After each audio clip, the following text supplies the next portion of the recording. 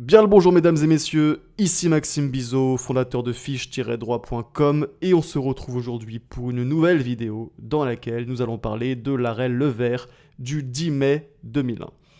Alors l'arrêt Levert, il concerne, d'ailleurs tout comme l'arrêt Fouleyne-Wars du 9 mai 1984, la responsabilité des parents du fait de leur enfant. La question qui se posait, c'était encore une fois celle du fait générateur de responsabilité. Faut-il que l'enfant ait commis une faute ou bien un simple fait de l'enfant à l'origine du dommage suffit pour engager la responsabilité de ses parents?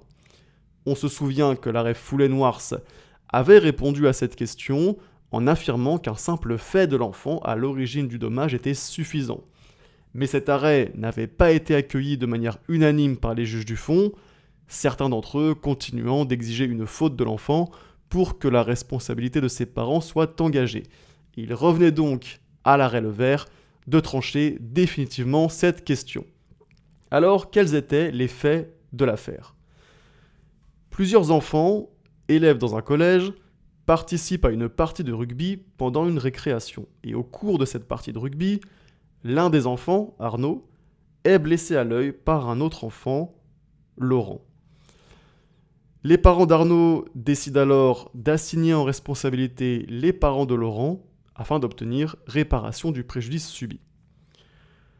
Le 26 octobre 1998, la Cour d'appel d'Orléans affirme que la responsabilité des parents de Laurent ne peut être engagée que si Laurent a commis une faute. Et en l'espèce, selon la Cour d'appel, Laurent a blessé Arnaud par maladresse, de manière involontaire, et cet acte ne constitue pas une faute. Dès lors, la responsabilité des parents de Laurent ne peut pas être retenue. On remarque donc que la Cour d'appel refuse d'appliquer la jurisprudence Fouleyne-Wars. Laurent est bien l'auteur d'un fait à l'origine du dommage subi par Arnaud, mais pour la Cour d'appel, ça n'est pas suffisant pour engager la responsabilité de ses parents.